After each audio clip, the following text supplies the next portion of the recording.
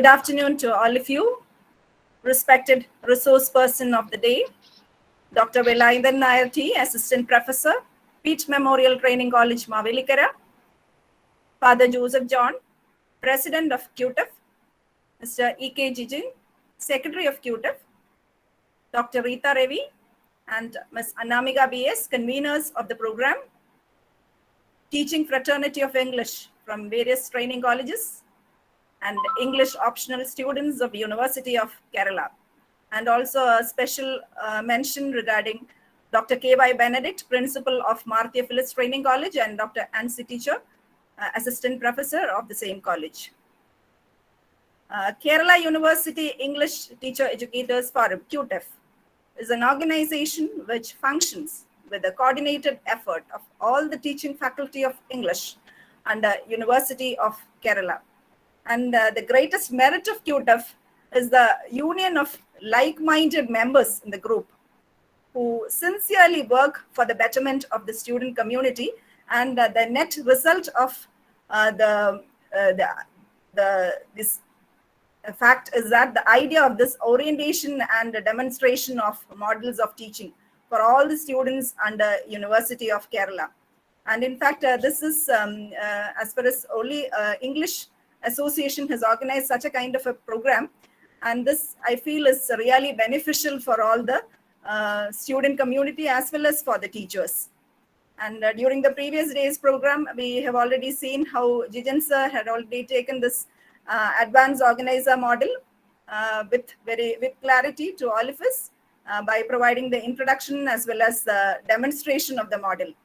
And I feel that instead of each individual taking classes in a particular college, this really is first of its kind.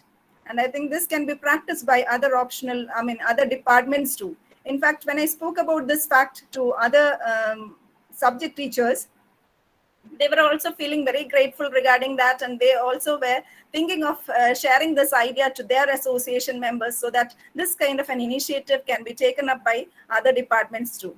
So, and I feel really happy that I too am a member of QTEF, and the effort that the QTEF members are taking for the benefit of the student community. So with this note, taking this opportunity to welcome all of you for today's session on concept attainment model. So before starting any program, we need to seek the blessings of God Almighty. So inviting Sister Sunita A of Fatima Memorial Training College, Mylapore, for the prayer song.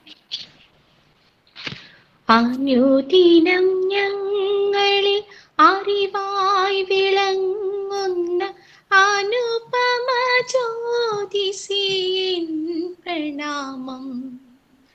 അനുദിനം ഞങ്ങളിൽ അറിവായി വിളങ്ങുന്ന അനുപമ ജ്യോതിസിൻ പ്രണാമം. മണ്ണിനും വിണ്ണിനും പുല്ലിലും പൂവിലും നന്മയായി ഉന്മയായി നീ അണയൂ. മണ്ണിലും വിണ്ണിനും പുല്ലിലും പൂവിലും നന്മയായി ഉന്മയായി നീ അണയൂ. കണ്ണിനു കനവായി കാതിനു കുളിരായി ഉള്ളിലെ ഉണർവായി നീ തെളിയൂ. കണ്ണിനു കനവായി കാതിനു കുളിരായി ഉള്ളിലെ ഉണർവായി നീ തെളിയൂ. അനുദിനം ഞങ്ങളിൽ അറിവായി വിളങ്ങുന്ന അനുപമ ജ്യോതിസ് ഇൻ പ്രണാമം.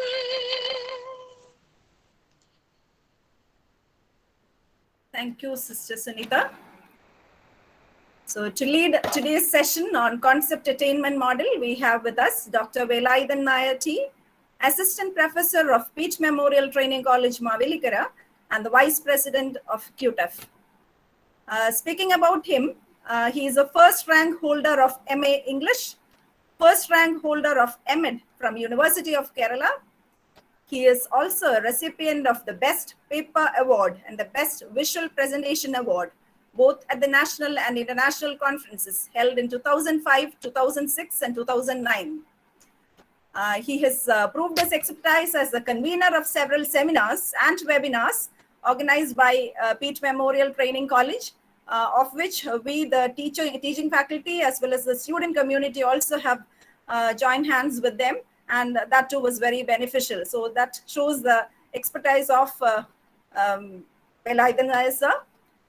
And he has published 2 books and several papers, and he served as the chief editor of few journals too. He is also well known for his powerful voice and melodious music too. And he's also a much sought after resource person, especially in the field of English education. And several colleges have invited him as a resource person to lead the session related to English education. So with pleasure, extending a cordial welcome to Velayathan sir for taking this session on concept attainment model. Thank you. Thank you so much, Anna teacher, for the wonderful, wonderful introduction. Am I audible? Yes, sir. So I'll start my presentation.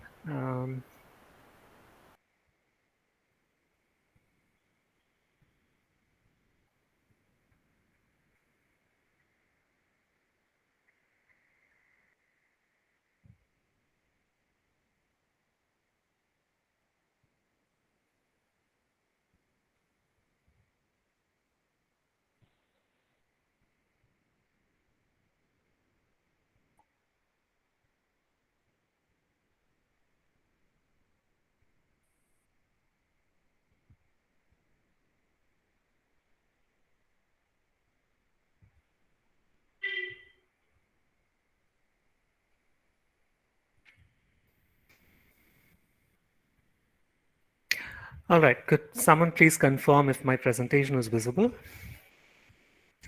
Yes, sir, we can see. Thank you. Hello, everyone, and welcome to the second day session on models of teaching. And my name is Velayathan, and I'm from Pete Memorial Training College, Mavelikara. I believe most of you must have had online classes in the morning, and I'm so glad to see such a wonderful turnout at 3:30 in the evening, despite all that. So I'm just hoping that the session turns out to be quite productive as well for all the pains that you have taken to be here. A very warm welcome once again.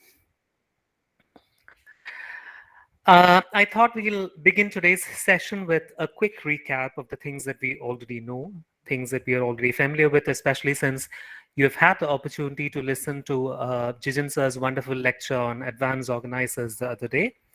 So let's quickly brush up the basics in, say, 10 to 15 minutes, and then we'll move on to the topic. Guess what? We'll start with a quiz time. So identify the faces that you see on screen in less than 10 seconds. And if you can identify them, just shout out the answers. Somebody, please. Who are these people whom you see on screen right now? Asha, wait. Oh, sir, good evening, sir. Good evening, sir. So we expect the students to answer the question. I'm just giving them a start.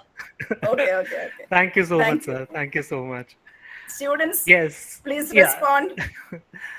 These people are exactly the reason, why you are sitting here in front of me at 3:30 in the evening when you should ideally be probably, watching an IPL match on the TV or munching something for tea time. In fact, phase 1 belongs to Bruce Joyce, and phase 2 belongs to Masha Whale, as Bendick sir rightly said. And on the right-hand side, you see the monumental work that we have been referring to all the while, models of teaching. I mean, this is the monumental work that these people have come up with. So, yeah, I'm sure you're quite familiar with the names, but probably you have never actually seen their faces on screen. So probably that's the reason why most of you couldn't identify them. Quick recap to what is a model of teaching. I mean, these are things that you are already familiar with, I'm sure, but we'll take a quick look at that and then we'll move on to the topic for the day.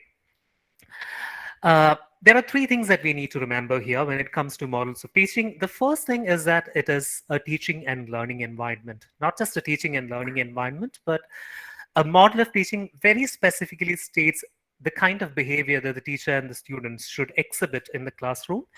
And there is a definite kind of behavior that students and teachers are expected to, put forward, specifically with regard to a model. So first point that we need to keep in mind is that it is a teaching and learning environment. Now, the second thing that we need to keep in mind is that these are specific instructional designs, pre-designed plans rather, that are based on certain theories, learning theories rather, and pre-designed specific instructional plans. You can also call them a comprehensive blueprint.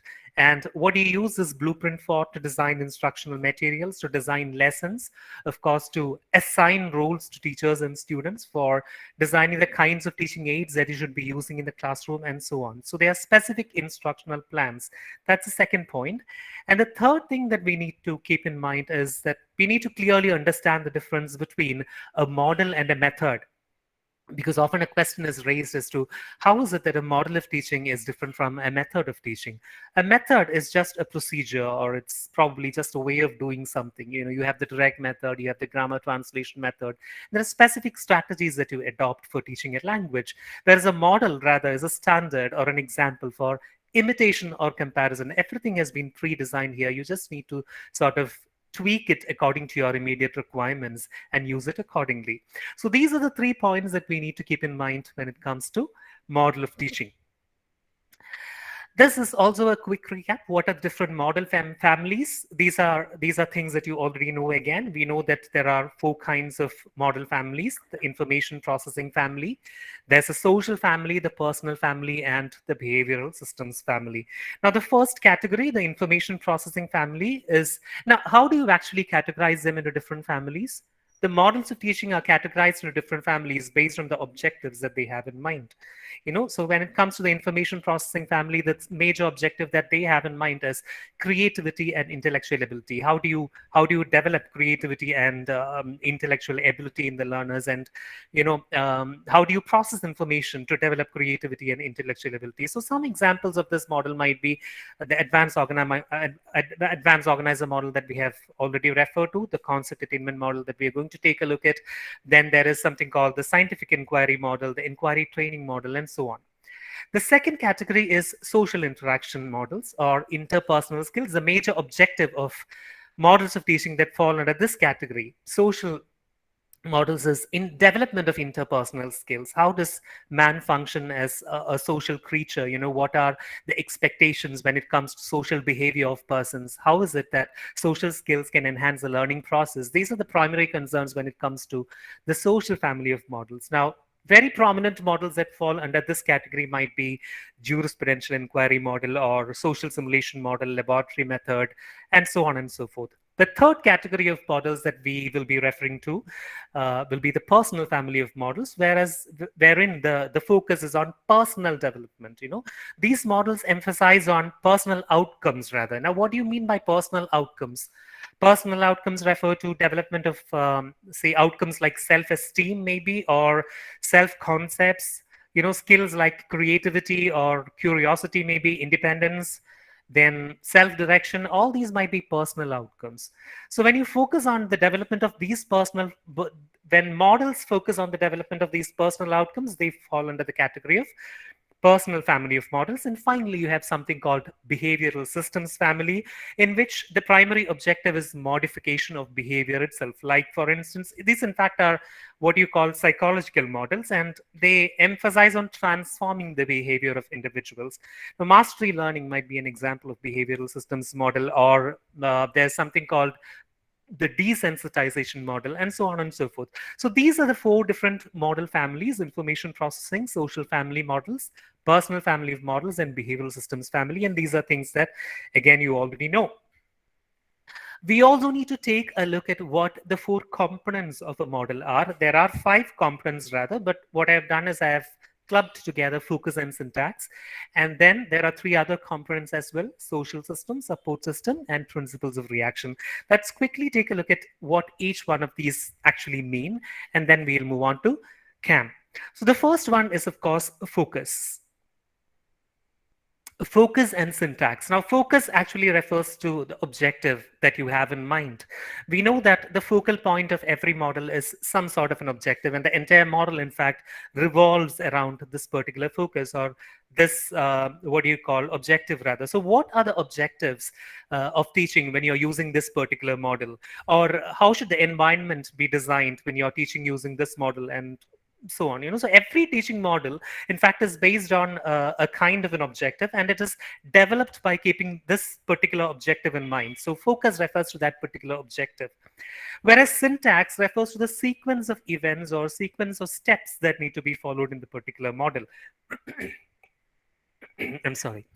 It illustrates the logical sequence, or what you call the sequential order in which, activities need to be planned so that, the model could be carried out in the classroom. The actual process of instruction, the steps that need to be followed to make sure that the instructional process is carried out. So that is what you mean by syntax. So focus and syntax.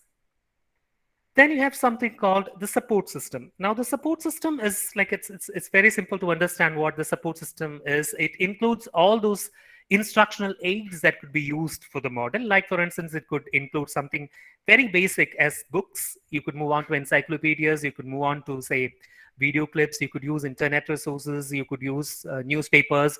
You could use tablets. You could use expert opinions. You could use interviews from some resources, or you could use actual specimens. Like if it's a biology class, you could bring in the specimens in the classroom, and so on. All sorts of resources, all sorts of instructional aids that could be actually used in the classroom would fall under the support system. Then you have something called social system. Now, what do you mean by social system? What kind of a learning environment does this particular teaching model purport? What kind of roles do teachers and students assume in this model, and what is the kind of relationship that exists between teachers and students in this particular model? We know that each and every model of teaching is unique. I mean, the basic idea, the basic focus, syntax of advanced organizer model is likely to be quite different from all other models, or the basic focus and syntax of CAM again is going to be very different from all other models. So each model is very unique, and the social system, in fact, depends on the unique characteristics of this particular model. So what kind of relationship exists between teachers and students? And based on the social system, models can be, again, like divided into three categories. Again, this is something that you're already familiar with. You have highly structured social systems, or you have lowly structured social systems, and then you have something called moderately structured social system. Now, what do you mean by highly structured social system? A highly structured social system is, when student behavior is considerably controlled by the teacher, when the teacher occupies a dominant role in the classroom, when there's a lot of supervision happening, and when there are lots of restrictions that are imposed on the students. So that is when you have a highly structured social system. In a lowly structured social system, the teacher sort of withdraws totally.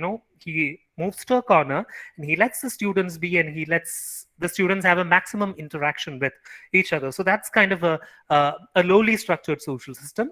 And then somewhere between these two, you have something called a moderately structured social system, where the teacher and students, in fact, together strike a balance between these two. എന്ന് പറഞ്ഞതുപോലെ ഇടയ്ക്ക് ഒരു balance maintain ചെയ്യുമ്പോഴാണ് നമുക്ക് moderately structured social system ഉണ്ടാവും. So these are the three kinds of structured systems when it comes to models. Based on the social system, models of teaching could be divided into three kinds. അതാണ് ഞാൻ പറഞ്ഞതുപോലെ highly structured, lowly structured, and of course moderately structured. Again, nature of the learning environment is also very important. And then finally, we have something called principles of reaction. Now, principles of reaction is, in fact, like, it's again an extension of the social system. Extension of the social system, in fact, what you mean is the nature of the reaction that is expected from the teachers, towards students' responses. How do you, as a teacher, actually respond to student responses in the classroom? അതിനെയാണ് നമ്മൾ principles of reaction എന്ന് പറയുന്നത്. And how the teacher actually reacts to the pupil will depend on the characteristics of the model that is selected here. So these are the four components of any model. In fact, ഏത് model എടുത്തു കഴിഞ്ഞാലും 4 components എന്ന് പറഞ്ഞാൽ ഇതാണ്. But these are some basic terminologies that we need to be familiar with. So this is how we are going to move ahead. Like, we've got around 20-25 minutes left, so we'll just wind it up very quickly. So we'll take a quick look at what CAM is, what is concept attainment model, and why should we actually use it in the classroom. Moving on, we'll take a look at the theoretical base of the model, and we'll also take a look at what a concept is and what are attributes. And then how do you actually implement the concept attainment model in the classroom? What is its focus going to be? What is the syntax of CAM like? And I'll also have a quick demonstration of CAM. How do you, I'll give you an example and I'll demonstrate the way in which CAM will actually work in a classroom. And we'll also examine the support system, the principles of reaction, and the social system of CAM, and then wind it up. So this is how it's going to be. So what is CAM all about? Now, the word CAM itself is self-explanatory. Concept attainment model. So we primarily know that this is a model that is concerned about the learning of concepts, and the learning of concepts, as we all know, is the fundamental purpose of schooling itself. So the CAM is therefore a model that is sort of specifically designed to help students learn new concepts, not just learn new concepts, but it also helps students enrich and sort of clarify known concepts as well, not just learning new concepts, but enriching and sort of understanding known concepts even better. And also to be aware of the thinking strategies that are involved in the development of these concepts. So this is what CAM is all about. So learning of new concepts, enriching already established concepts, and being aware of the thinking strategies. It is as simple as that. One good thing about CAM is it's probably one of the simplest teaching models that you will come across. It is not even half as complicated as an advanced organizer or probably a direct instructional model. It's very basic model. It's a very simple model. And what is the theoretical base of CAM? The process of discovery is the theoretical basis of CAM. Now, the process of discovery, which brings us to discovery learning by Bruner. Now, this is again a term that you're probably familiar with. Discovery learning എന്ന് പറഞ്ഞൊരു psychological principle നിങ്ങൾ already കേട്ടിട്ടുണ്ടായിരിക്കും, പഠിച്ചു കാണും സൈക്കോളജിയിൽ എന്നാണ് എൻ്റെ വിശ്വാസം. ഇനി ഈവൻ പഠിച്ചിട്ടില്ല എങ്കിൽ പോലും വളരെ പോപ്പുലർ ആയിട്ടുള്ള ഒരു psychological principle ആണ് discovery learning എന്ന് പറയുന്നത്, which requires that students should discover knowledge for themselves. And ഈ lecturing അല്ലെങ്കിൽ എന്താണ് പറയുന്നത്, verbal explanations എന്നൊക്കെ മാറി നിന്നിട്ട് students should discover knowledge by themselves through active involvement in the learning activities എന്നുള്ള ഒരു ഐഡിയയാണ് ഡിസ്കവറി ലേണിംഗിലൂടെ ബ്രൂണർ മുന്നിലേക്ക് വെച്ചത്. സോ അടിസ്ഥാനം തിയററ്റിക്കൽ ബേസ് ഓഫ് CAM എന്ന് പറയുന്നത് ഡിസ്കവറി ലേണിംഗ് ആണ്, wherein students are involved in lots of activities and they discover things for themselves. Not just discovering things, but it's all about discovering concepts and the relationships that exist between these concepts. But basically, the process of discovery എന്ന് പറയുന്നതാണ് theoretical base of CAM എന്ന് പറയുന്നത്. Now, there are a few things that we need to clearly understand before we move on to CAM itself. ഇതിലെ ഏറ്റവും വലിയൊരു പ്രശ്നം എന്ന് വെച്ച് കഴിഞ്ഞാൽ ഇപ്പം സയൻസുകാർക്കോ അല്ലെങ്കിൽ സോഷ്യൽ സയൻസുകാർക്കോ കോൺസെപ്റ്റ് എന്ന് പറയുന്ന ഒരു വാക്ക് അവർ basically very familiar with the word concept itself. But when it comes to languages, it's slightly ambiguous, if you ask me. കാരണം ഒരു ambiguity ഉണ്ട്. Probably നമ്മൾ ഇത്രയും നാൾ പഠിച്ചു വന്നതിൽ ഒരിക്കലും നമ്മൾ കോൺസെപ്റ്റ്സ് ആയിട്ട് കാര്യങ്ങൾ പഠിച്ചിരിക്കുന്നത് probably വളരെ വളരെ ചുരുക്കമായിരിക്കും, which is not the case when it comes to mathematics or probably science or social science. So we need to clearly understand what a concept is and what are the elements of a concept എന്നുള്ളത് നമുക്ക് clear ആയിട്ട് മനസ്സിലാവണം. And it's very simple when you take a look at it. It's very simple. So basically concept എന്താണെന്ന് ചോദിച്ചു കഴിഞ്ഞാൽ it is just a mental representation of an object or an experience. What do you mean by a mental representation of an object or an experience? ഒരു mental representation എന്നുള്ളത് കൊണ്ട് നമ്മൾ എന്താണ് actually ഉദ്ദേശിക്കുന്നത്? ഏതെങ്കിലും ഒരു ഐഡിയ മനസ്സിലുള്ളപ്പോൾ അതിനെക്കുറിച്ച് നമുക്ക് മനസ്സിലുള്ള ഒരു എന്താണ് പറയുന്നത്, ഒരു ചിത്രം, അതിനെയാണ് നമ്മൾ കോൺസെപ്റ്റ് എന്ന് പറയുന്നത്. It's just A category of objects that have similar characteristics എന്ന് പറയും. A category, a group of objects that have similar characteristics. അതിനെ നമുക്ക് കോൺസെപ്റ്റ് എന്ന് വിളിക്കാം. And according to Bruner, ഒരു കോൺസെപ്റ്റ് എന്ന് പറയുന്നതിന് 5 എലിമെന്റ്സ് ഉണ്ടെന്നാണ് പറയുന്നത്. കോൺസെപ്റ്റ് എന്താണെന്നുള്ളത് നമുക്ക് കുറച്ചും കൂടി ഇനി വരുന്ന സ്ലൈഡ്സിൽ കുറച്ചുകൂടി ക്ലിയർ ആയിട്ട് മനസ്സിലാവും. പക്ഷേ according to Bruner, a concept in fact consists of 5 basic elements. അപ്പൊ അതെന്താണ് എന്നുള്ളതും കൂടെ നമുക്ക് പെട്ടെന്ന് നോക്കാം. താഴെ കൊടുത്തിരിക്കുന്നതാണ് 5 ബേസിക് എലിമെന്റ്സ് എന്ന് പറയുന്നത്. എന്തൊക്കെയാണ്? Name, attribute, exemplar, rule, and attribute value. So these are in fact the 5 elements of a concept. So let's quickly take a look at what these 5 elements are so that you get to understand the meaning of a concept. So the first thing is of course name എന്ന് പറയുന്നതാണ്. അപ്പൊ ആട്രിബ്യൂട്ട്സിലേക്ക് പോകുന്നതിന് മുമ്പ് നമുക്ക് name എന്താണ് എന്നുള്ളത് മനസ്സിലാക്കാം. What you actually mean by a name of a concept എന്ന് പറഞ്ഞു കഴിഞ്ഞാൽ എന്താണ് ശരിക്കും പറഞ്ഞാൽ ഉദ്ദേശിക്കുന്നത്? നെയിം എന്ന് പറഞ്ഞാൽ is nothing but the term that you use to define the concept. ഇപ്പൊ ഉദാഹരണത്തിന് ഏറ്റവും സിമ്പിൾ ആയിട്ടുള്ള ഉദാഹരണം എന്ന് പറയുന്നത് കാറ്റ്സ് എന്ന് പറയുന്ന ഒരു വാക്ക് ഒരു കോൺസെപ്റ്റിന്റെ ഉദാഹരണമാണ് കാറ്റ്സ് എന്ന് പറഞ്ഞു കഴിഞ്ഞാൽ. അപ്പോൾ the term or the label that is given to that category of animals, നമുക്കറിയാവുന്ന furry animals that display feline qualities എന്നൊക്കെ പറയുന്ന ഒരു കൂട്ടം ജന്തുക്കളെയാണല്ലോ നമ്മൾ പൂച്ചകൾ എന്ന് വിളിക്കുന്നത്. അപ്പൊ കാറ്റ്സ് എന്ന് പറയുന്ന ആ ഒരു കോൺസെപ്റ്റിന് കൊടുത്തിരിക്കുന്ന പേര് CATS എന്നൊരു വാക്കാണ്. സോ കോൺസെപ്റ്റിന്റെ നെയിം എന്ന് പറയുന്നത് is a simple term that is given to that concept. It is as simple as that. Then you move on to something called attributes. Now, what do you mean by attributes? Attributes എന്ന് പറയുമ്പോഴേക്കും these are characteristics that the concept displays എന്ന് പറയും, അല്ലെങ്കിൽ features എന്നൊക്കെ പറയില്ലേ നമ്മൾ, features or characteristics of an object, അതിനെയാണ് നമ്മൾ attributes എന്ന് പറയുന്നത്. Now, every concept is supposed to have two kinds of attributes. One category is essential attributes and the other one is non-essential attributes. അപ്പൊ ഇത് ശരിക്കും നമുക്ക് പെട്ടെന്ന് മനസ്സിലാവണമെങ്കിൽ I need you to take a look at the screen right now and you see that ഇവിടെ നമ്മൾ explain ചെയ്യാൻ ഉദ്ദേശിക്കുന്ന കോൺസെപ്റ്റ് ഏതാണ്? ഡോഗ്സ് എന്ന് പറഞ്ഞൊരു കോൺസെപ്റ്റ് ആണ് നമ്മളിവിടെ എക്സ്പ്ലെയിൻ ചെയ്യാൻ ഉദ്ദേശിക്കുന്നത്. അതിനാണ് നമുക്ക് പട്ടിയുടെ പടമൊക്കെ കൊടുത്തിരിക്കുന്നത്.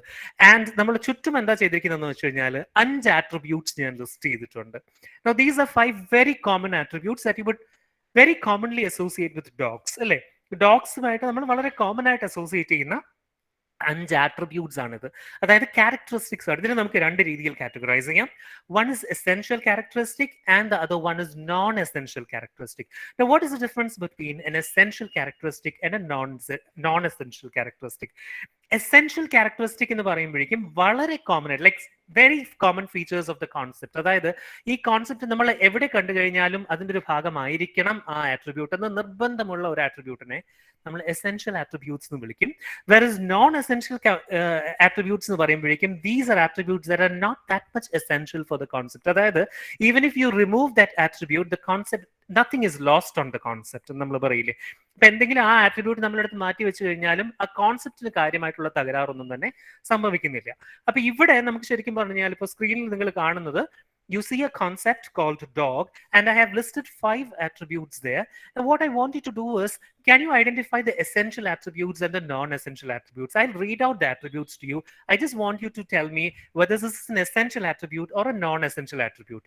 ഇപ്പോൾ ഉദാഹരണത്തിന് വാഗിങ് ടെയിൽ എന്ന് പറയുന്നത് ഒരു എസെൻഷ്യൽ ആട്രിബ്യൂട്ട് ആണോ നോൺ എസെൻഷ്യൽ ആട്രിബ്യൂട്ട് ആണോ? അതായത് നമ്മൾ സ്ഥിരമായിട്ട് എല്ലാ പട്ടികളിലും കാണുന്ന ഒരു ക്യാരക്ടറിസ്റ്റിക് ആണ് വാഗിങ് ടെയിൽ എന്ന് പറയുന്നത്, അല്ലേ?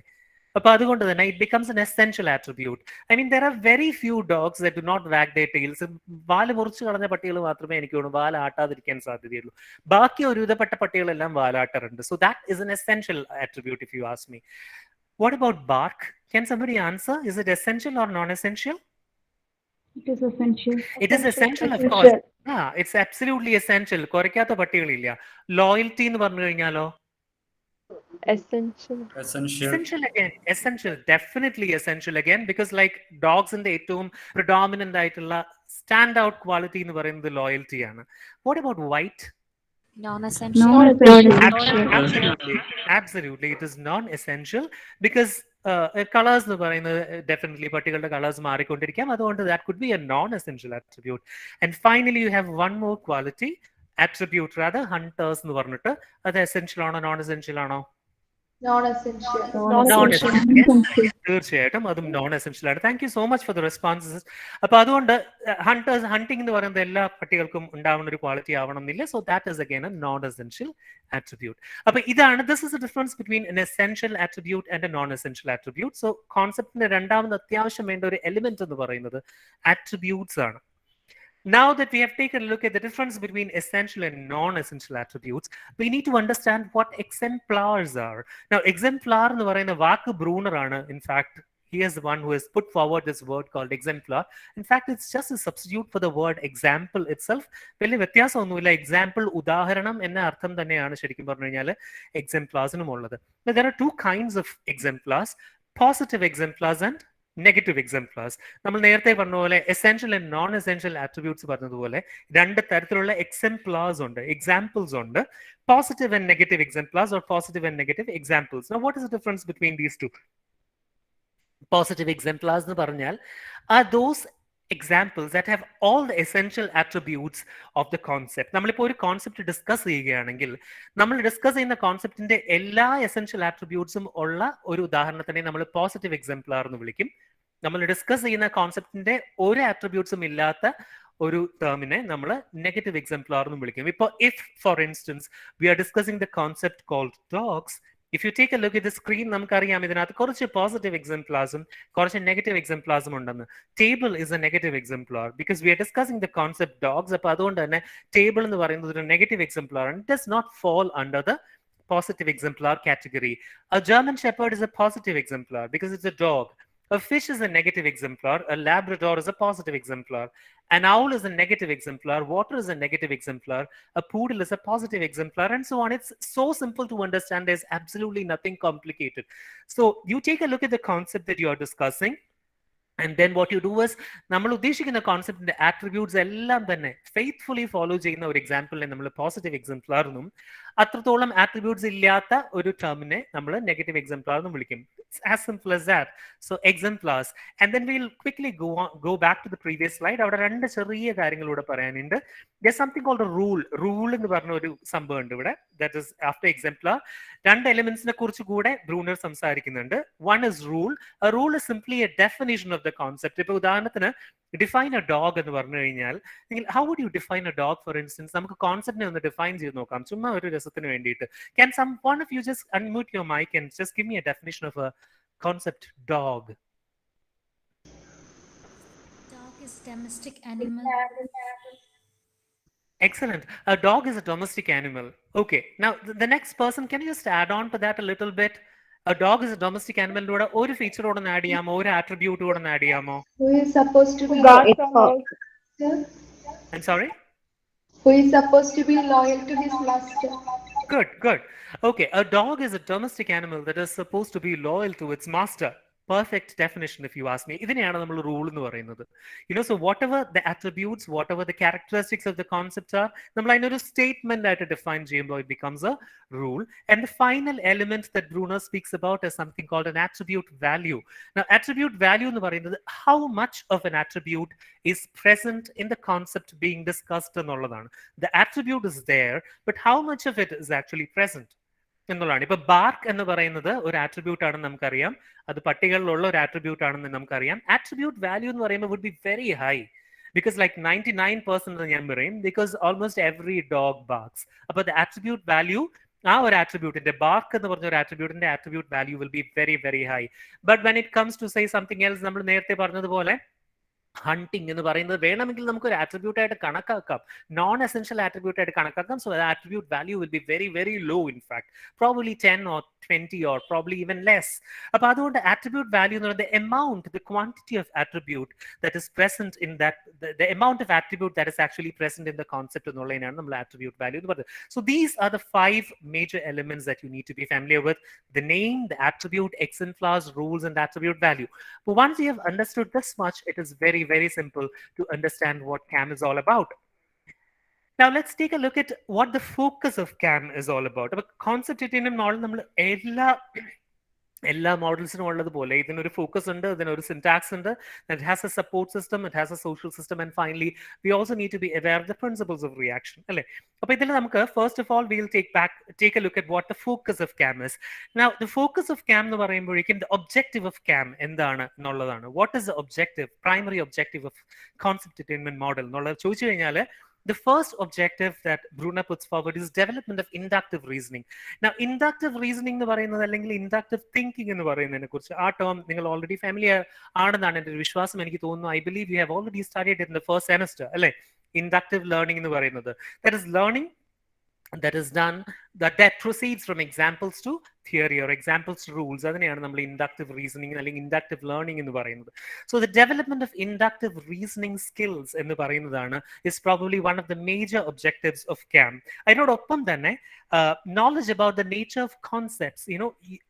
CAM in fact primarily intends to develop knowledge about the nature of concepts in students, and not just the nature of concepts എന്താണെന്ന് അറിഞ്ഞാൽ മാത്രം പോരാ, അതെങ്ങനെയാണ് കാറ്റഗറൈസ് ചെയ്യുന്നത്. How do you categorize the concepts on the basis of ideas, on the basis of qualities, on the basis of characteristics? How do you categorize concepts into different categories and so on. അപ്പോൾ അത് ഇതെല്ലാം മനസ്സിലാക്കാനാണ് ശരിക്കും പറഞ്ഞു കഴിഞ്ഞാൽ concept determinant model കൊണ്ട് ഉദ്ദേശിക്കുന്നത്. So development of inductive reasoning and knowledge about the nature of concepts and categorising the concepts, ഇതെല്ലാം focus of ക്യാമിന്റെ കീഴിൽ വരും.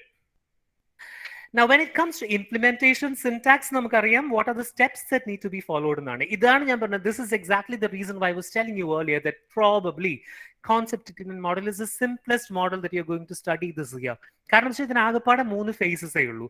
And each one of these phases, in fact, like വളരെ downright straightforward and simple ആണ്. ഒരു കൺഫ്യൂഷനും ഇല്ലാത്ത 3 phases ആണ് implementation സ്റ്റേജിൽ ക്യാമിനുള്ളത്.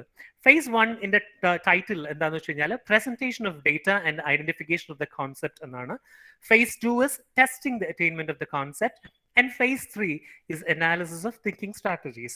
So let's take a look at how CAM actually works in the classroom. ഇത് ശരിക്കും നമ്മൾ ഡെമോൺസ്ട്രേഷനിലോട്ടാണ് പോകുന്നത്.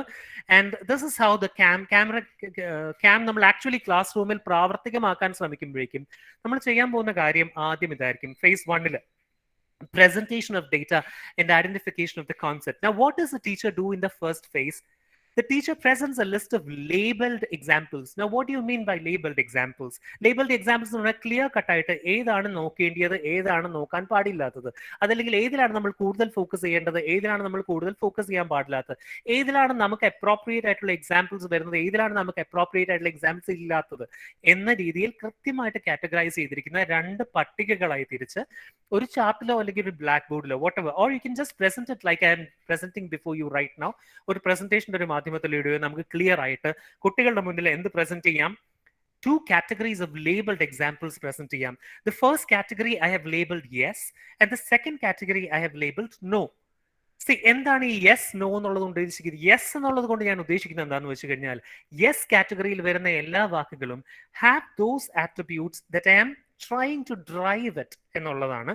ആൻഡ് നോ കാറ്റഗറിയിൽ വരുന്ന എല്ലാ വാക്കുകളിലും ഞാൻ ഉദ്ദേശിക്കുന്ന ഒരു ആട്രിബ്യൂട്ട് ഇല്ല എന്നും സൂചിപ്പിക്കുന്നു. So I make this very clear before the students. ഇപ്പൊ നിങ്ങളുടെ മുന്നേ തന്നെ ഞാൻ വളരെ ക്ലിയർ ആയിട്ട് ഇത് പറയുകയാണ്. യെസ് കാറ്റഗറിയിലാണ് ഞാൻ ഉദ്ദേശിക്കുന്ന കോൺസെപ്റ്റിന്റെ ആട്രിബ്യൂട്ട്സ് എല്ലാം ഉള്ളത്. നോ കാറ്റഗറിയിൽ ഞാൻ ഉദ്ദേശിക്കുന്ന കോൺസെപ്റ്റിന്റെ ആട്രിബ്യൂട്ട്സ് ഇല്ല. വളരെ വ്യക്തമായിട്ട് പറയുകയാണ്. So I present labelled examples before you, both positive examples and negative examples, and I ask the students to compare this attributes across each other. എന്താണ് തമ്മിൽ പ്രധാനമായിട്ടുള്ള വ്യത്യാസങ്ങൾ എന്ന് കുട്ടികളോട് തന്നെ ചോദിക്കാൻ പറയുകയാണ്. And they start generating hypothesis. Hypothesis is basic guesswork. നമ്മുടെ ഒരു അസംഷൻസിന്റെ ബേസിസിൽ നമ്മൾ നടത്തുന്ന ഗസ് വർക്കിനെയാണ് നമ്മൾ ഹൈപ്പോത്തിസിസ് എന്ന് പറയുന്നത്. So they start generating hypothesis and they can even name the concept and state A definition if possible. അപ്പൊ അവർക്ക് കാര്യം എന്താണെന്നുള്ളത് മനസ്സിലായി കഴിഞ്ഞാൽ what they can do is they can name the concept that they have identified and they can state a definition for it. Now give me an example. Based on the example that I am sort of presenting before you, can you just identify one attribute from the yes category? ഏതെങ്കിലും ഒരു attribute ഒന്ന് identify ചെയ്യൂ yes കാറ്റഗറിയിലെ വാക്കുകളിൽ നിന്ന്. And what kind of words are they in fact? They are adjectives, sir. Adjectives.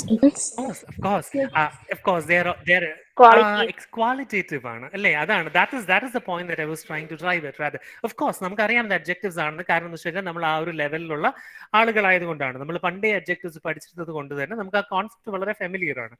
പക്ഷെ adjectives എന്താണ് എന്ന് അറിഞ്ഞുകൂടാത്ത ഒരു കുട്ടിയെ സംബന്ധിച്ചിടത്തോളം probably someone would come up with a response like, somebody just did right now. Qualitative words ആണ് എന്നുള്ള ഒരു റെസ്പോൺസ് ആയിരിക്കാം ചിലപ്പോൾ എനിക്ക് കുട്ടികളിൽ നിന്ന് കിട്ടുന്നത്. And that is exactly the attribute that I am trying to arrive at. അപ്പൊ അതുകൊണ്ട് അതേസമയം വലതുവശത്തുള്ള ആ വാക്കുകളെല്ലാം തന്നെ നെയിമിംഗ് വേർഡ്സ് ആണെന്നോ അല്ലെങ്കിൽ നൗൺസ് ആണെന്നോ ഉള്ള നമുക്കൊരു ഏകദേശം ഒരു ധാരണ കിട്ടുന്നു. അപ്പൊ വലതുവശത്തുള്ള വാക്കുകൾക്കൊന്നും തന്നെ ആ ക്വാളിഫയിങ് ക്വാളിറ്റി, ആ ക്വാളിറ്റേറ്റീവ് ക്വാളിറ്റി ഇല്ല എന്നും ഇടതുവശത്തുള്ള കാറ്റഗറിയിലെല്ലാം ആ ക്വാളിറ്റേറ്റീവ് ക്വാളിറ്റിയോടുള്ള വാക്കുകളാണ്. ഡിസ്ക്രൈബിങ് വേർഡ്സ് ആണ് എന്നുള്ളതായിരിക്കാം ചിലപ്പം. ക്വാളിറ്റേറ്റീവ് എന്നൊരു വാക്ക് പോലും ചിലപ്പം കുട്ടികൾക്ക് കിട്ടണമെന്നില്ല. അപ്പൊ അതുകൊണ്ട് തന്നെ വേർഡ്സ് ദാറ്റ് ഡിസ്ക്രൈബ് നൗൺസ് അല്ലെങ്കിൽ words that describe some objects, words that describe something else, അങ്ങനത്തെ ഉള്ള ചില വളരെ സിമ്പിൾ ആയിട്ടുള്ള എക്സ്പ്ലനേഷൻസ് ആയിരിക്കാം ആദ്യത്തെ കാറ്റഗറിയിൽ നിന്ന് കുട്ടികൾ കേട്ടു. അപ്പൊ അവിടെ എന്ത് ചെയ്യുന്നു? They generate a hypothesis, and the hypothesis is ഈ ഫസ്റ്റ് കാറ്റഗറിയിലുള്ള എല്ലാ വാക്കുകളും are words that describe something എന്നുള്ളതാണ്. And they can name the concept as some of you have done already. ഇപ്പൊ നിങ്ങൾക്ക് ഓൾറെഡി അറിയാമെങ്കിൽ നമ്മൾ അതിനെ എന്ത് ചെയ്യും, നമ്മൾ ഉടൻ തന്നെ അഡ്ജക്റ്റീവ് എന്ന് പറയും. നമ്മൾ ഉടൻ തന്നെ you might even state the definition which means എങ്ങനെയായിരിക്കും നമ്മൾ സ്റ്റേറ്റ് ചെയ്യുന്നത്, an adjective is a word that describes a noun. നമ്മൾ അപ്പോൾ തന്നെ അതിന് ഡെഫിനിഷൻ കൊടുത്തൊന്നും ഇരിക്കും അല്ലേ. So this is phase 1, wherein the teacher presents labeled examples, both positive and negative, before the students, asks the students to compare the attributes, generate hypothesis and name the concept. Appo adu phase 1 കഴിഞ്ഞു. Now phase 2 ആവുമ്പോഴേക്കും എന്താണ് ചെയ്യുന്നത് വെച്ചാൽ unlabeled examples are presented before the students. See, here I have mixed up the names, mixed up the words rather. അപ്പൊ അതിനെ രണ്ടിനെയും രണ്ട് വശത്തായിട്ട് ഞാൻ മിക്സ് അപ്പ് ചെയ്തിട്ടുണ്ട്, 10 വാക്കുകൾ പ്രസന്റ് ചെയ്തിട്ടുണ്ട്. പക്ഷേ unlabeled ആണ്. Unlabeled in the sense I have not place them in specific categories, or I have not placed them under specific categories rather. അപ്പൊ ഇവിടെ എന്താണ് ഞാൻ ചെയ്യുന്നത്, കുട്ടികളുടെ അടുത്ത് വീണ്ടും ഞാൻ പോസിറ്റീവ് എക്സാമ്പിൾസ് ഏതൊക്കെ വാക്കുകളാണ് നമ്മൾ നേരത്തെ ഡിസ്ക്രൈബ് ചെയ്ത ആട്രിബ്യൂട്ടിൽ ബേസ് ചെയ്ത് ഇതിൽ ഏതൊക്കെ വാക്കുകൾ യെസ് കാറ്റഗറിയിൽ പെടുത്താം, ഇതിൽ ഏതൊക്കെ വാക്കുകൾ നോ കാറ്റഗറിയിൽ പെടുത്താമെന്ന് കുട്ടികളോട് തന്നെ ചെയ്യാൻ ആവശ്യപ്പെടുകയാണ്. So based on the experience that they have already had with describing words, what do? They identify those words that could be placed under yes and the ones that could be placed under no.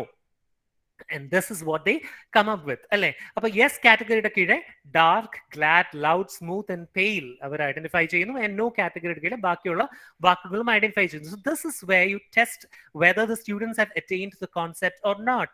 അപ്പൊ അവർക്കൊരു വ്യക്തമായിട്ടുള്ള ഒരു ധാരണ ഉണ്ടായിട്ടുണ്ട്. എവിടെ ഒരു describing word കണ്ടു കഴിഞ്ഞാലും അതിനെ ഒരു കാറ്റഗറിയിൽ പെടുത്താനുള്ള ആ ഒരു കോൺസെപ്റ്റ് എന്ന് പറയുന്നത് അവർ ഡെവലപ്പ് ചെയ്തു എന്നുള്ളത് വളരെ വ്യക്തമാവുന്നു. Testing the attainment of the concept. So they're able to categorize words based on specific attributes, and you might even ask them to generate further examples. In ഇതിന്റെ ബേസിസിൽ തന്നെ പുതിയ കുറച്ചുകൂടി എക്സാമ്പിൾസ് നിങ്ങൾക്ക് ഇതുപോലത്തെ അറിയാവുന്ന similar words പറയാൻ കുട്ടികളോട് ആവശ്യപ്പെടാം. The teacher could confirm the hypothesis, and finally what the teacher could do is he could restate the definition itself. Restate the definition ഏതെങ്കിലും രീതിയിലുള്ള ചില്ലറ വ്യത്യാസങ്ങളൊക്കെ കുട്ടികൾ ഡിഫൈൻ ചെയ്തതിൽ വരുത്തണമെങ്കിൽ ആ വ്യത്യാസങ്ങളെല്ലാം വരുത്തി ഡെഫിനിഷൻ തന്നെ ഒന്ന് റീസ്റ്റേറ്റ് ചെയ്യാവുന്നതുമാണ്. So this is phase 2, simple. And in fact the model is almost over. അപ്പൊ കഴിഞ്ഞു, സംഭവം കഴിഞ്ഞു എന്നുള്ളതാണ് നമ്മൾ പറയുന്നത്. phase 3 എന്ന് പറയുമ്പോഴേക്കും refers to analysis of thinking strategies. Now this is very interesting, but something that we never do in classrooms. അല്ലേ, നമ്മൾ ഒരുപാട് കാര്യങ്ങൾ പഠിക്കുന്നെങ്കിൽ പോലും നമ്മൾ പഠിച്ചത് എങ്ങനെയെന്നുള്ളതിനെ കുറിച്ച് ആലോചിക്കാറേയില്ല. പക്ഷെ ഇവിടെ നമ്മൾ ചെയ്യുന്നത് എന്താണെന്ന് വെച്ച് കഴിഞ്ഞാൽ students are asked to describe the thoughts that they have actually experienced, and they discuss the types and number of hypotheses that they have formulated. Ipo ellappudum it need not necessarily be true that all students come up with the right hypothesis all on a sudden. Alle, ഇപ്പൊ പലതരത്തിലുള്ള hypothesis, പല qualities, പല attributes ഒക്കെ ആയിരിക്കാം കുട്ടികൾക്ക് തോന്നുന്നത്. അപ്പൊ നമ്മൾ ഉദ്ദേശിക്കുന്ന റൈറ്റ് ആട്രിബ്യൂട്ട് വരുന്നത് വരെ ടീച്ചർ വീണ്ടും വേണമെങ്കിൽ സജസ്റ്റീവ് ആൻഡ് സപ്പോർട്ടിംഗ് ക്വസ്റ്റ്യൻസ് ഒക്കെ ചോദിച്ചാണെങ്കിൽ പോലും പല രീതിയിലൂടെ ആ ആട്രിബ്യൂട്ടിൽ എത്തുന്നത് വരെ ടീച്ചർ ഇൻസ്ട്രക്ഷണൽ പ്രോസസ്സ് മുന്നോട്ട് കൊണ്ടുപോകാവുന്നതാണ്. അപ്പൊ എന്തൊക്കെ തരത്തിലുള്ള ഹൈപ്പോത്തസിസ് ആണ് നമ്മൾ ജനറേറ്റ് ചെയ്തതെന്ന്, what are the types of hypotheses that we actually generate in the classroom, why is it that we rejected some of those hypotheses and why is it that we accepted some of these hypotheses, and what are the kinds of thought processes that we actually experience in the classroom. അപ്പൊ ഇതിനെ കുറിച്ചൊക്കെ കുട്ടികളെ കൊണ്ട് തന്നെ പറയിപ്പിക്കുകയാണ് ചെയ്യുന്നത്. either it could be spoken or it could be in the എന്താണ് പറയുന്നത് ഒരു written project ആയിട്ടോ എങ്ങനെ വേണമെങ്കിലും അവതരിപ്പിക്കാം. and this is something that they come up with. We saw that these were describing words. We saw that these words were used to describe nouns, and we realized that these were adjectives. We came to the conclusion that adjectives are words that describe nouns. അല്ലെങ്കിൽ nouns എന്ന് പറയുന്ന ഒരു concept അറിഞ്ഞുകൂടെങ്കിൽ naming words എന്ത് വേണമെങ്കിലും പറയാം. അപ്പൊ ഇത് ശരിക്കും വെർബലി നമ്മൾ കുട്ടികളെ കൊണ്ട് പറയിപ്പിക്കുകയാണ്. So either it could be spoken or it could be just written down like this. With this we come to the end of this concept attainment model. ഇത്ര തന്നെയുള്ളൂ. അപ്പൊ if you are asked to write a lesson plan on concept attainment model, what we would like you to do is ഈ 3 ഫേസസിൽ depend ചെയ്ത് ഏതെങ്കിലും ഒരു simple grammatical concept എടുത്ത് വേണമെങ്കിൽ, അതല്ലെങ്കിൽ ഏതെങ്കിലും എന്താണ് പറയുന്നത് നോട്ട് നെസസറിലി ഗ്രാമാറ്റിക്കൽ കോൺസെപ്റ്റ്, എന്ത് തരത്തിലുള്ള കോൺസെപ്റ്റ്സ്. നേരത്തെ നമ്മൾ വേർഡ് കോൺസെപ്റ്റ്സ് അല്ലേ തുടങ്ങിയത്. ഇപ്പൊ ഡോഗ്സ് കാറ്റ്സ് എന്നൊക്കെ പറഞ്ഞൊക്കെയുള്ള വേർഡ് കോൺസെപ്റ്റ്സ് വെച്ചാണ് നമ്മൾ തുടങ്ങിയത്. അത് വേണമെങ്കിൽ അത് ചെയ്യാം, ഓർ എൽസ് ഗ്രാമാറ്റിക്കൽ കോൺസെപ്റ്റ്സ് വെച്ച് വേണമെങ്കിലും നമുക്ക് കോൺസെപ്റ്റ് അറ്റൈൻമെന്റ് മോഡൽ ചെയ്യാവുന്നതാണ്. Now when it comes to support system in CAM, support system എന്ന് പറയുമ്പോഴേക്കും നമ്മൾ നേരത്തെ പറഞ്ഞ പോലെ all kinds of instructional aids that could be used in the classroom ആണ് അല്ലേ. അപ്പൊ ഇവിടെ CAM പ്രൊമോട്ട് ചെയ്യുന്നത് വെച്ചാൽ it promotes an environment that in turn promotes active learner participation എന്നുള്ളതാണ്. So whatever resources that could be used to promote learner participation could actually be used in CAM. ഇപ്പൊ ഉദാഹരണത്തിന് ഈ labeled examples and unlabeled examples or whatever, in the examples provided, it could be through the medium of a chart, that the teacher himself has prepared. Otherwise, he could make use of the blackboard wherein he could just draw a chart for instance, or a tabular formula or some or you could use a presentation like I'm doing right now. You could use something called cue cards. You can use web resources. So whatever resources that could be used to promote active learner participation, all those resources would form the part of the support system in CAM. And what about the social system in CAM? Now, the social system എന്ന് പറയുമ്പോഴേക്കും നമ്മൾ highly structured and lowly structured കുറിച്ചൊക്കെ നേരത്തെ സംസാരിച്ചല്ലോ. Now, നമുക്കറിയാം ഇവിടെ ശരിക്കും പറഞ്ഞു കഴിഞ്ഞാൽ തുടങ്ങുന്നത് ശരിക്കും the teacher has a very dominant role to play എന്ന് നമുക്ക് പറയാം അല്ലേ? ഡോമിനന്റ് റോൾ ടു പ്ലേ എന്ന് പറയുമ്പോഴേക്കും എന്താണ് ടീച്ചറിന്റെ ഡോമിനന്റ് റോൾ ആകുമ്പോൾ എന്തായിരിക്കും, ഏത് തരത്തിലുള്ള സോഷ്യൽ സിസ്റ്റം ആയിരിക്കും? ഹൈലി സ്ട്രക്ചേർഡ് ആയിരിക്കും naturally, but that is just towards the initial phases. But eventually it becomes moderately structured. Moderately structured എന്ന് പറയുമ്പോൾ തുടക്കത്തിൽ എന്താണ് നിങ്ങൾ ചെയ്യേണ്ടതെന്നുള്ള ഇൻസ്ട്രക്ഷൻസ് കൊടുക്കുന്നതിലൂടെയും കോൺസെപ്റ്റിൽ ആട്രിബ്യൂട്ട്സ് ലൈക്ക് ലേബിൾസ് പ്രസന്റ് ചെയ്യുന്നതിലും എല്ലാത്തിലും ടീച്ചറിന് വളരെ ഡോമിനന്റ് ആയിട്ടുള്ള റോൾ ഉണ്ട്. പക്ഷെ when the students become actively involve in the class, again like ആ സ്ട്രക്ചറിന് ചെറിയൊന്ന് ലൂസ് ആവുകയും it becomes moderately structured eventually. നമുക്കറിയാം ക്ലാസ് തീരാറാകുമ്പോഴേക്കും കുട്ടികൾ വളരെ ആക്റ്റീവായിട്ട് പാർട്ടിസിപ്പേറ്റ് ചെയ്യുകയും ടീച്ചർ കുറച്ചുകൂടെ ബാക്ക്ഗ്രൗണ്ടിലേക്ക് ഒതുങ്ങുകയും ചെയ്യാണ് കാണുന്നത്. So initially it is highly structured, but eventually it becomes moderately structured എന്നുള്ളതാണ്. But one thing that we need to constantly keep in mind is that the teacher constantly supports the formulation and testing of the hypothesis, and not just that, he creates a right atmosphere, in fact, that promotes meaningful learning എന്നൊക്കെ നമുക്ക് പറയാം, and a very high level of student interaction as well. അപ്പോൾ അതുകൊണ്ട് തന്നെ initially high structured but eventually becoming moderately structured. Then what about principles of reaction? ഇതിൽ നമ്മൾ മനസ്സിലാക്കിയ ഒന്ന് രണ്ട് കാര്യങ്ങൾ വെച്ചാൽ what kind of roles are the teacher expected to play in CAM എന്നുള്ളതാണ്. Guide, motivator and philosopher. നമ്മൾ എപ്പോഴും പറയാറുള്ള മൂന്ന് കാര്യങ്ങളാണ്. അത് മൂന്നും ഇവിടെയും ശരിക്കും പറഞ്ഞാൽ അതുപോലെ തന്നെ ടീച്ചർ പ്ലേ ചെയ്യുന്നുണ്ട്. And of course lots of support provided in the form of the formulation of hypothesis, testing of hypothesis, and so on. And again, the creation of the right atmosphere. Right atmosphere എന്ന് പറയുമ്പോഴേക്കും നേരത്തെ ഞാൻ പറഞ്ഞതുപോലെ തന്നെ meaning learning അല്ലെങ്കിൽ ഒരു high level of student interaction ഒക്കെ promote ചെയ്യുന്ന രീതിയിലുള്ള റൈറ്റ് അറ്റ്മോസ്ഫിയർ ക്ലാസ് റൂമിൽ ക്രിയേറ്റ് ചെയ്യുക എന്ന് പറയുന്നതും ടീച്ചറിന്റെ റോളാണ്. സോ ഇത്രയും കാര്യങ്ങളാണ് നമ്മൾ പ്രിൻസിപ്പിൾസ് ഓഫ് റിയാക്ഷനിൽ മനസ്സിലാക്കിയിരിക്കേണ്ടത്. And finally, before I wind up, I'll take a look at instructional and nurturant effects when it comes to CAM. Now, what is the difference between instructional and nurturant effects? എന്താണ് instructional and nurturant effects of a model എന്ന് പറഞ്ഞു കഴിഞ്ഞാൽ, instructional effects എന്ന് പറയുമ്പോഴേക്കും വളരെ clear കട്ടായിട്ട് വളരെ direct ആയിട്ട് ആ ഒരു മോഡൽ ഓഫ് ടീച്ചിങ് ക്ലാസ് റൂമിൽ ഉപയോഗിക്കുന്നതിൽ നിന്ന് ഉണ്ടാവുന്ന ഇഫക്ട്സിനെ, ഡിറക്റ്റ് ഇഫക്ട്സിനെയാണ് നമ്മൾ ഇൻസ്ട്രക്ഷണൽ ഇഫക്ട്സ് എന്ന് പറയുന്നത്. വെറസ് നർച്ചറന്റ് ഇഫക്ട്സ് എന്ന് പറയുന്നത് വിസിബിൾ ആവണമെന്നില്ല. They might be indirect effects that could happen as a result of using this particular model of teaching in the class room. അപ്പോൾ what is the difference between instructional and nurturant effects when it comes to CAM എന്ന് ചോദിച്ചു കഴിഞ്ഞാൽ, instructional ഇഫക്ട്സിൽ clear cut ആയിട്ടുള്ള ഒരു ആംബിഗ്യൂറ്റിയും ഇല്ലാത്ത effects എന്തൊക്കെയാണെന്ന് ചോദിച്ചു കഴിഞ്ഞാൽ, students develop a clear notion about the concepts അല്ലേ, and not just clear notions, they also develop concept building strategies. നമ്മൾ നേരത്തെ പറഞ്ഞ പോലെ ഓൾറെഡി അറിയാവുന്ന കോൺസെപ്റ്റ്സിനെ ഫർദർ ബിൽഡ് ചെയ്യാനും കുട്ടികൾ പഠിക്കുന്നു.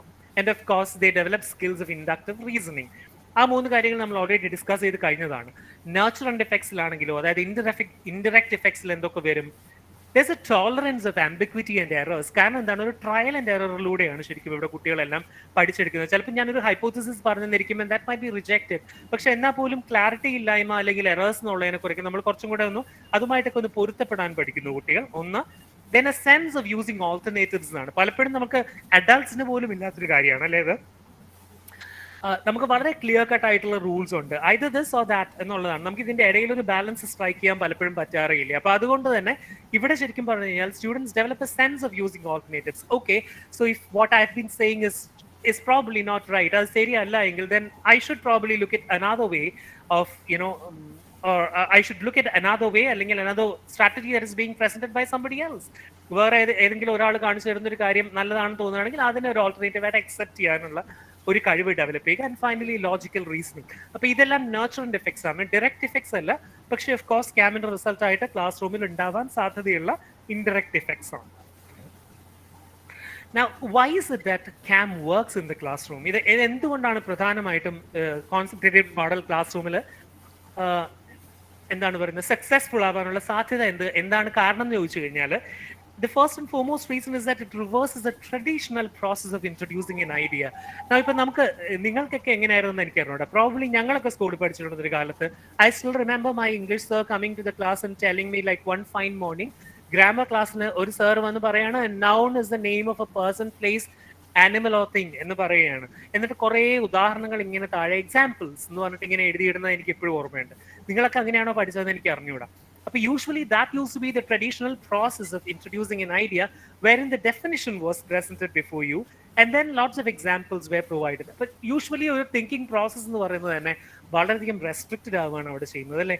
കാരണം ഞാൻ ഡെഫിനിഷനാണ് ആദ്യം കേൾക്കുന്നത്, അതിൽ നിന്നാണ് കുറെ എക്സാമ്പിൾസിലേക്ക് പോകുന്നത്. പക്ഷേ ഇവിടെ it's just the reverse. It requires the learners to sort of focus on attributes, categories, and relationships, rather than simply focusing on a definition as such. Then new ideas are introduced by students and by the students themselves, in fact, and these ideas are categorized and defined by students themselves. തിരിച്ച് reverse ചെയ്യുന്നത് കൊണ്ട് തന്നെ വളരെ creative ആയിട്ടുള്ള രീതിയിൽ ഒരു class room interaction നടക്കാനും knowledge processing നടക്കാനുമുള്ള സാധ്യതകൾ ക്യാമിൽ വളരെ കൂടുതലാണ്. And when you actually എന്താണ് പറയുന്നത് institute CAM in the classroom, അല്ലെങ്കിൽ നമ്മൾ when you actually put CAM into practice in the classroom, it's like a find the rule game എന്നാണ് നമ്മൾ അതിനെ പറയുക. find the rule game ആണ്. You have lots of examples that have been provided before you, and based on the examples, based on the concepts, based on the attributes, you are required to find the rule എന്നാണ് പറയുന്നത്. അപ്പോൾ അതാണ് ശരിക്കും പറഞ്ഞാൽ നേരത്തെ നമ്മൾ പറഞ്ഞത് തന്നെയാണ്, ഒരു റിവേഴ്സിംഗ് തന്നെയാണ്. So it's just like playing a language game, quite a lot of fun in fact.